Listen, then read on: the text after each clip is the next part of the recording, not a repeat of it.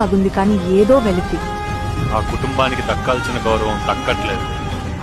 అప్పుడొచ్చాడు ఆ కుటుంబంలోకి ఒక్కడు. ఆ గౌరవాన్ని ఒక్క అడుగుతో తెచ్చాడు. గుణంలో రాముడికి తమ్ముడు లాంటివాడు, దానంలో కర్ణుడికి అన్నయ్య లాంటివాడు, కాదనలేని వ్యక్తిత్వం, లేదనలేని మనస్తత్వం. కాస్త గుర్తింపు దొరికితే చాలు అనుకున్న కుటుంబానికి గుర్తింపు కార్డయ్యాడు.